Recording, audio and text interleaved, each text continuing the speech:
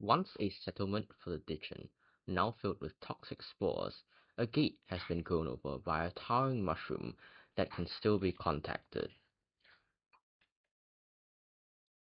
The Tarkil Arboretum. So, you may be aware that Monucommentary released some new content recently. And what better way to celebrate than to actually record and play the content? After all, this should serve as a decent guide to what the content felt like on release, or it would if I hadn't waited a week to do it for some reason. I'm also playing this on a very interesting class. This is Arcanist, which is a controversial class to be sure.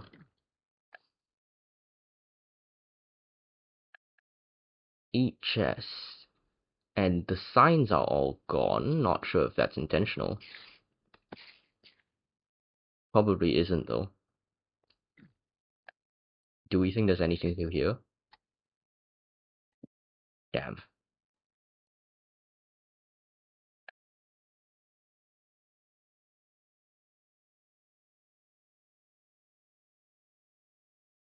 Oh, that's the main combat area.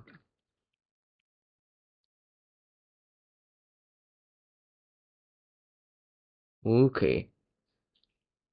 Let's hopefully not let that creeper blow up our chest, eh? Chests are extremely valuable because... Yep, and it's trapped. Chests are extremely valuable because you get one silver memory fragment per chest so far. No, wait, that's not true. The chests just decide how many silver memory fragments you get, and obviously more loot is better. I don't think I needed to explain that to anyone at all. These places make very interesting deaths. Oh, jeez. Huh. Well, I guess I got lucky in greeting for the chest first and not breaking the spawner, eh? I suppose there's probably more where that one came from.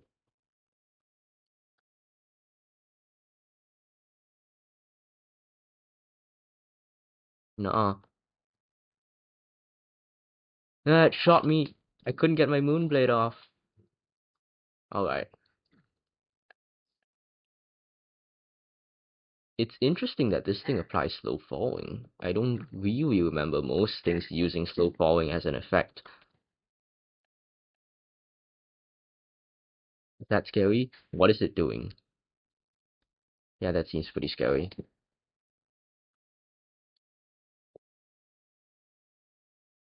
Okay. Was that the sound of a carapace? Not a big fan.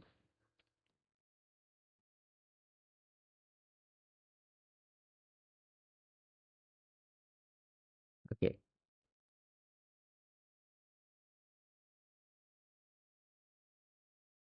Understep is... It heals! Okay, I'm not prepared for this one.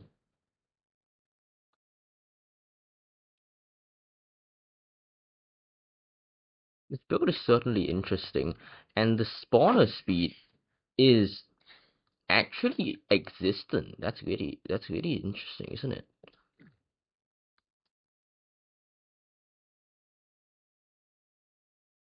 Stuff does actually seem to spawn at a respectable rate. I don't get the usual feeling I get in ring POIs where it doesn't really matter how long I take to clear the spawner away, because however long I take, the spawner hasn't really refreshed yet. But here, I'm really feeling it. In fact, this shielded spawner is actually presenting a threat, because the myth bearers are spawning as I'm trying to deal with it. Wow. They even have this?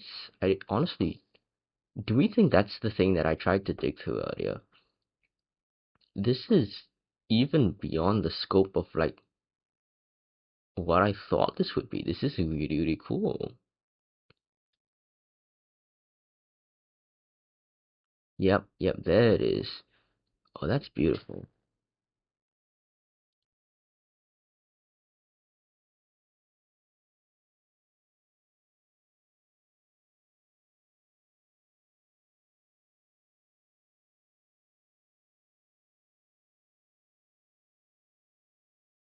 Hopefully not get ganked by that.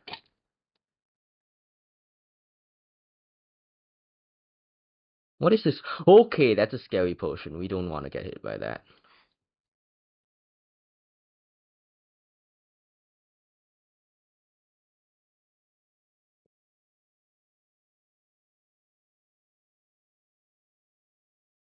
Please. I hope that didn't blow up a chest. If we get 7 out of 8 when we exit this room, well, we'll know why.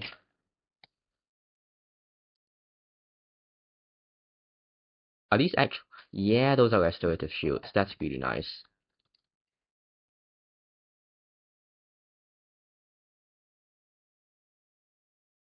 Okay, this is a scary number of mobs here.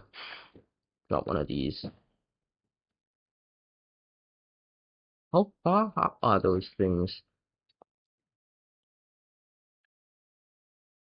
This was an arboretum. That's definitely the tree that you'd see in an arboretum. Why do I have such a persistent slow fall effect? Strange. I got hit by the. They give mining fatigue. Mining fatigue 0.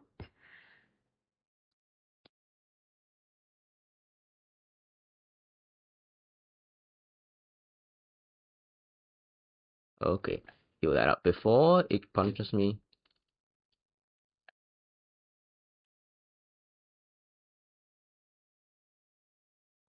Man, those potions giving mining fatigue 0 is just not on. Like, at least you could have given mining fatigue 1 or 2 and been like, yeah, you can break it if you want. Doesn't that just mean that any melee player is completely screwed?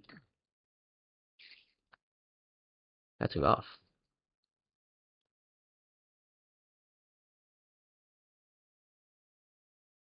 No, no, no, no, no.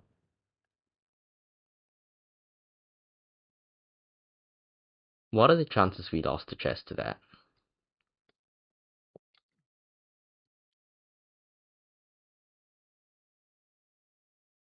No, unfortunately, I am a player who uses completely opaque leaves because I don't have the computing power to deal with partial transparency.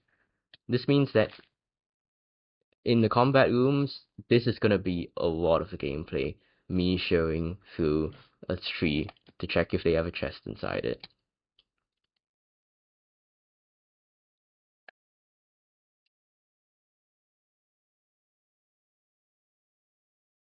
Okay, that's evil. And is this it? Looks like we've only got 7 chests. Not sure if it was just well hidden or if it was. This is Axel 4. Not sure if the last chest was well hidden or whether we've simply missed it. What's in this memory log? It didn't take long for Axel to realize what Nessie's intention of allowing to toy with them.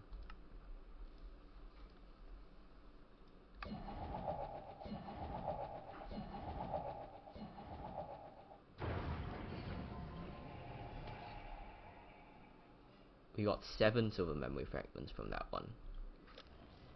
Where are we going next?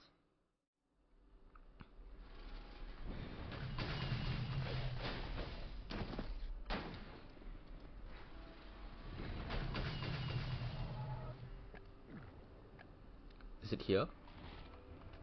Ah,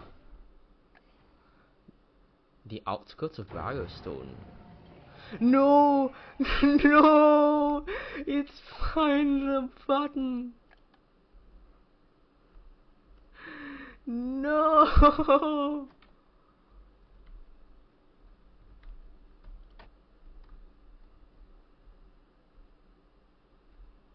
Well, this is horrible. Can I break? And it's in adventure mode? Can I hop these fences? No! You're telling me I have to check the outsides as well? It didn't take long for Axel to realize what Nessie's words meant. In truth, he was more ashamed of himself for not noticing sooner. The ruins of a large city that sat at the seat of power for Malteria sprawled out before them. On the surface, it seemed like other places in the state that they had visited, desolate and barren, torn asunder from this war, but this was a facade that did not live up to deeper scrutiny. Axel brushed his hand along the dark stone rubble, only for the visage of the rock to shimmer oddly between his fingers. He couldn't quite grasp what would cause such a thing, but the others were clear of it as well. This city, or at least its guise as the threshold of ruin, was illusory. Fascinating, Nessie commented. The manner here is overwhelming, to the point it's reshaping what our mind perceives as real. I have never seen anything on the scale of this. It may be more accurate to say that something is warping the manner here, causing that effect, Darken retorted, waving his hand to a ruined brick that should be totally solid. Come again? Axel asked. It's just something that Arnv told me about his encounter with the man you omitted, Darken responded, looking down at the statue on his waist wherein the Crimson Prince lay dormant. He said that in one's presence, mana restructured itself to align with that aspect. I imagine that it looked something akin to this. Well, that presents an intriguing problem if true. Considering the old forge is extinguished, we have no current access to an empty prison if we are currently faced with an exhibitor, Nessie commented factually. Axel rolled his eyes at the statement. Nessie had clearly always been someone stuffed within the forge doing laborious work, never seeing battle before. Even with that impressive hammer on her back, he was reasonably confident that he could not rely on her as a number in a combat situation. Break and mend. I control their breath. A voice rang out across the desolate cityscape, echoing as it bounced through the empty streets. Axel looked around, confused at the words he believed he just heard. Darken and Nessie seemed equally as stunned, surveying their surroundings for any signs of life. They come now, drawn to ancient power. The three of them turned, and suddenly they stood at the foot of a large church-like steeple that hadn't been behind them previously. A large staircase presented itself before them, allowing them a path to the building's large doors.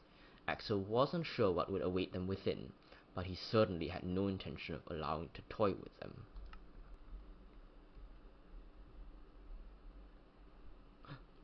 One.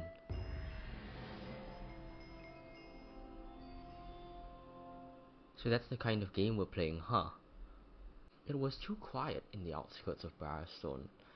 There was no rhythm of life here, no whistling as someone worked in their kitchen, no splash of water as laundry was washed in the spring, no bustle of movement as children scurried about. There were no animals, no insects chirping, no wind whistling through the caverns. This place had been stilled. Someone had warned the coven of Panvo's approach. He was not one to be stopped by sorcery, nor one to be tricked into thinking there would be none of Hycenaeus' heretics somewhere nearby. After taking in the environment, he shouldered his bow more securely into place across his back, and flowed forward, smoothly as water even in his metal shell, stalking into the village. He was drawn to a passage between two of the furthest blackstone houses, where an empty gate stood silent.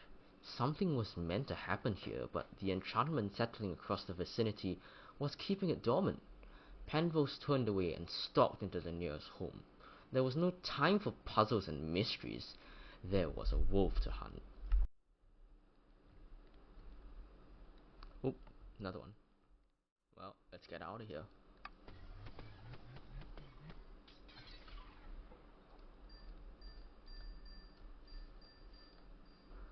Ah, that's nice.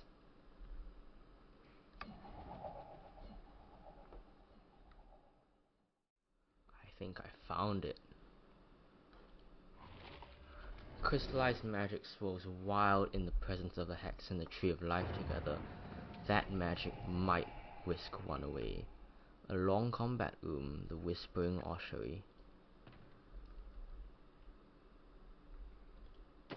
Oh no, no, it's Shadehounds. No. It's just gonna be like doing Arx Forensis. Okay, it looks like this door again is the same mechanic. Oh, that's just, you can just dig through it. Okay.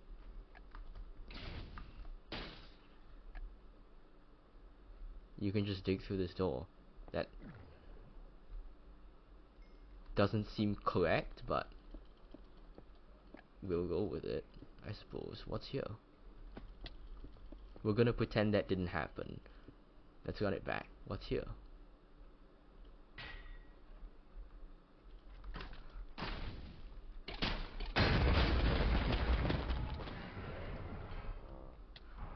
I wish Totems of Undying weren't so loud, or maybe that those guys specifically had like a Carapace shield instead of a Totem of Undying, because that's kind of awful.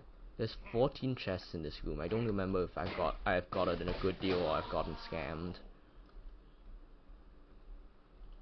Either way, if I'm not careful, it's gonna be 13 or lower.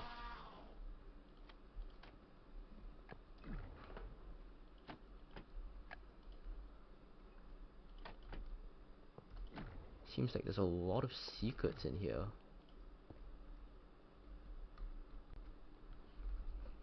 Now, if I've learned anything, it's that grave robbing is incredibly profitable. Maybe not this time though. Can't always be making money off of the corpses of everyone, huh?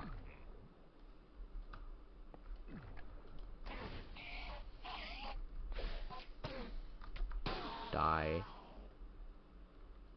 What's this? What? What did I do?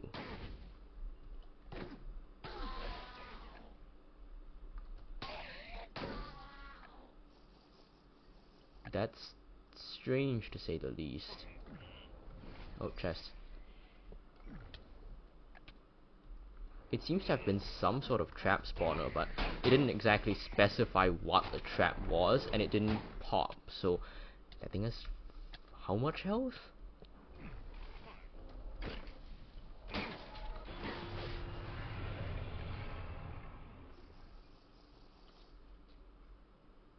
So, not sure what to think. There is a lot to cover in this room, huh?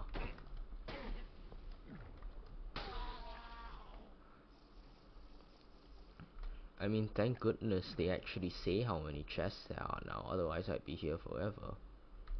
It's a trap. Yeah, baby, I can identify traps now.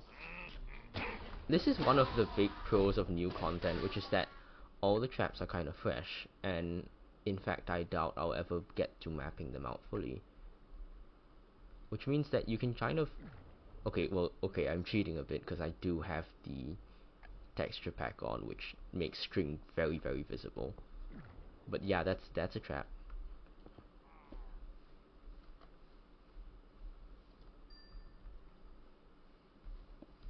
Oh my days, this armor stand, it has vanilla armor. This is unacceptable. We must make a bug report immediately.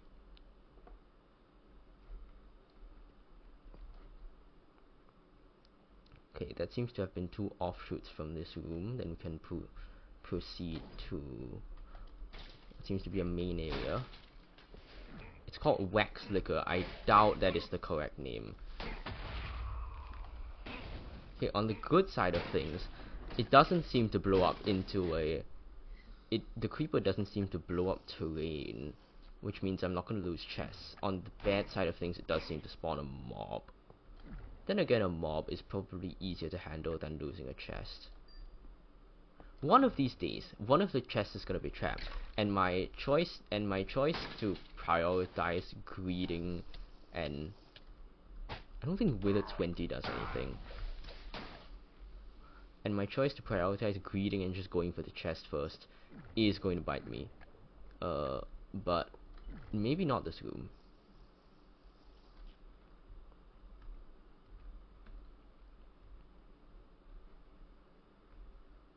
Oh, we're back at the start.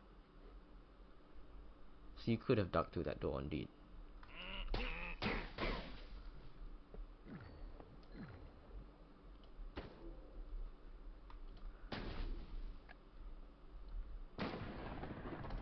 I suppose it's time to get to the part of the usual part of a Monucommentary video, which is where I talk about the build. The build is not exactly unique. It is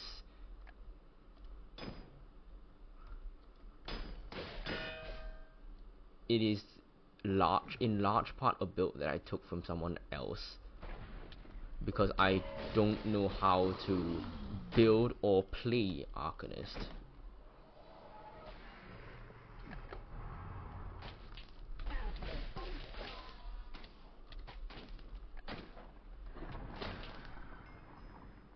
The skill points are variable.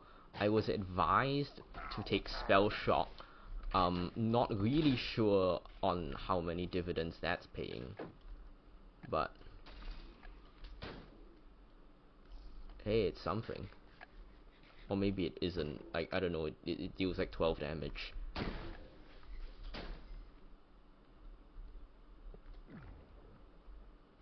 Chest. The only interesting part of this build is that I wanted to be able to Moonblade blender, and I wanted to be able to... Ouch.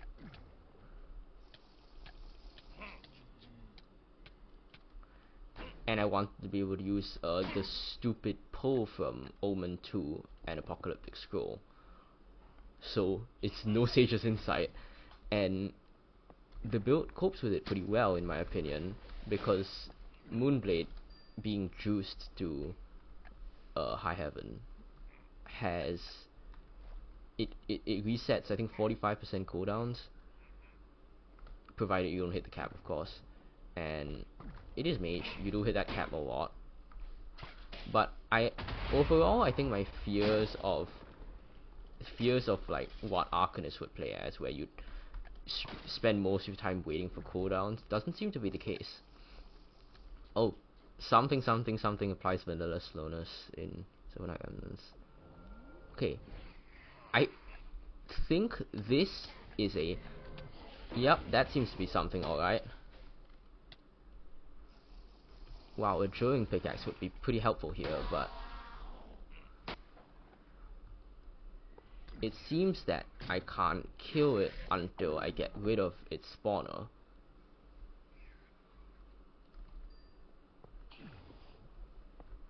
I am so glad that Colossal is not a thing. Okay, now let's maybe go kill that OE. Do we think this is a trap? Huh, it's actually not. It's just ornamentation. Good use of a fake out trap in my opinion.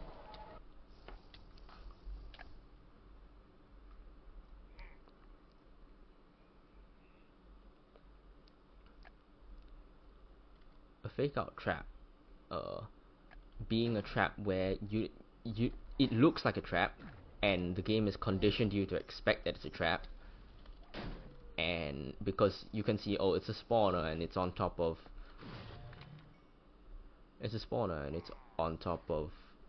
other a falling material like concrete powder or sand, but in this case it isn't actually a trap, because there is the trigger for the thing doesn't actually exist, and even if you do actually do the thing, the concrete powder is supported, so it doesn't actually fall. So instead of it being a simple game of, oh well, I see the thing, it must therefore always be a trap, you're left wondering, oh, I wonder if this one's gonna be a trap or not.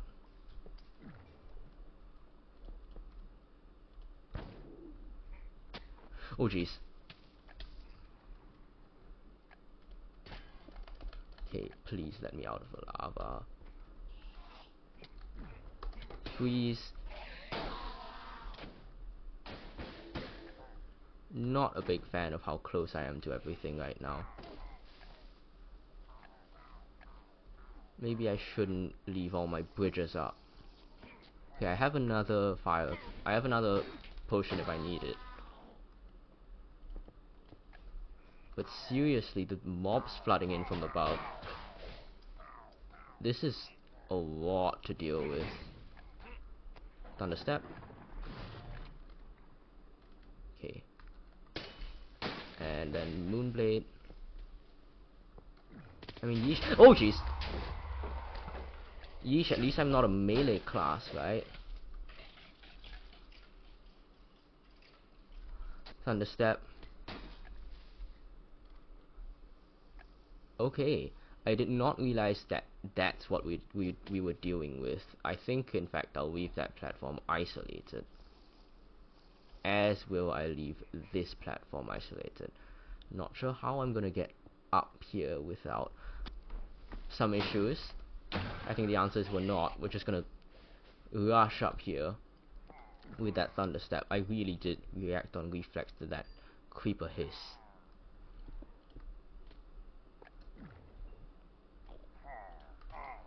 Chest. Greed for the chest.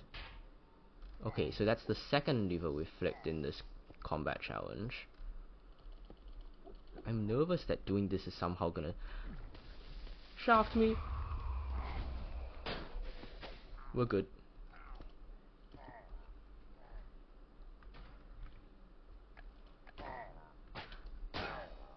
This is not my first experience with the content. I've done a couple rooms beforehand, but I must say the build quality on this is really much better than what I saw beforehand. I mean, this is amazing.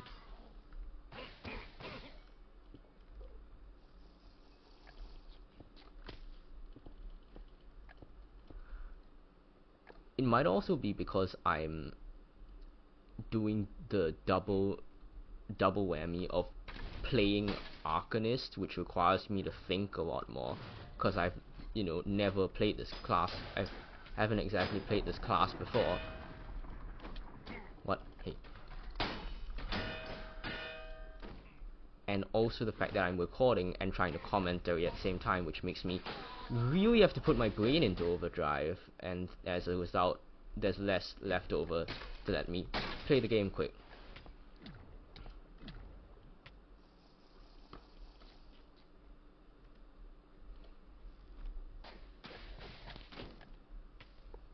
But this is really cool, I think.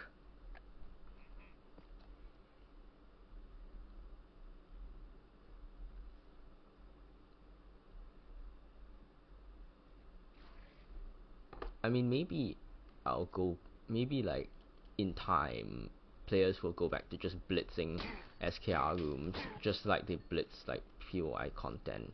Just because everyone's familiar with the rooms now and knows how to play them and where to go and where not to bother going, where all the traps are, that kind of deal.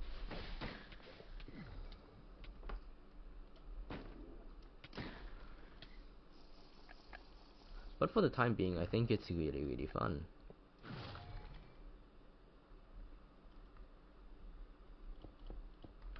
Okay. A huge noise coming from the bottom of these crypts. Question is, where is that? I haven't seen anything that really screams, yeah, this is the bottom. Nowhere left to go from here. Moonblade, please.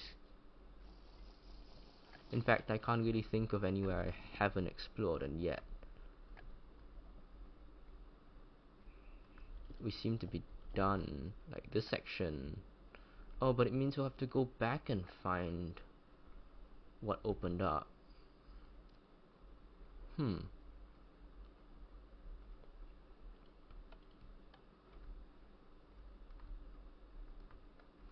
In any case, I believe we're done with this section.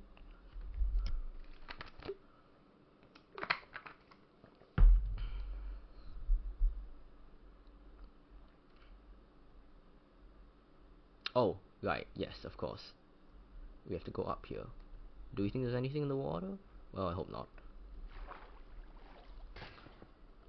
I would like to defend my parkour ability. There was a small bit of lag. I'm definitely not just bad at parkour. Wait, this isn't the exit? So like, we don't see the exit dialogue, but the exit's open. How do we even leave? Where do we even leave from?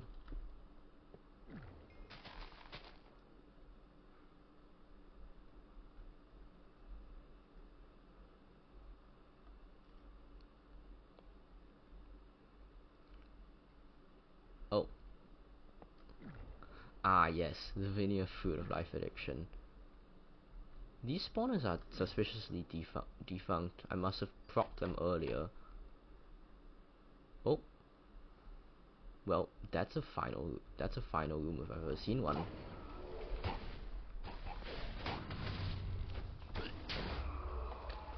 Okay, well, I've killed something. Now I need to run away because I have no more spells.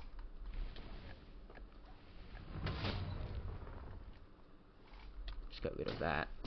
Get rid of you.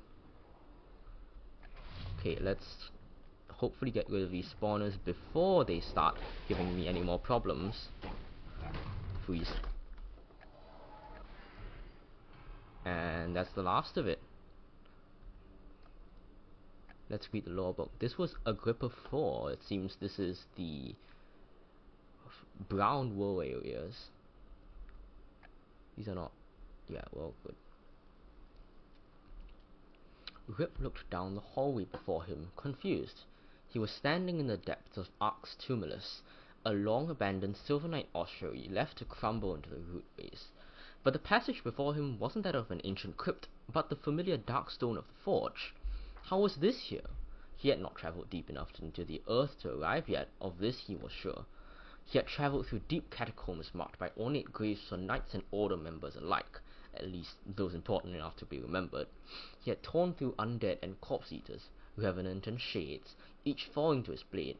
But now the bubbling of molten lava echoed off the walls, and the fierce red glow illuminated the passage he faced. He stepped up the final few stairs and around a bend into the room, noticing immediately that the walls still seemed to be that of the ossuary, but the platforms and slag below him was clearly that of the forge. Separate, movable platforms sat between each other, between pillars, ready for forge work that would never come. Without hesitation, Rip backed up, then sprinted towards the edge of the platform before leaping into the air, landing hard on the next one. It wobbled, then stabilized. After a moment, Rip prepared to run and jump once more, but as he did, the platform quivered once more, nearly knocking him off his feet. The room began to hum. With a groan, the central platform slammed downwards into the magma, sending a spray of flames through the air. Rip dropped to all fours, then braced himself for what was next. It came swiftly. The platforms began to move. Rip tried to calculate the movement of the platforms to work out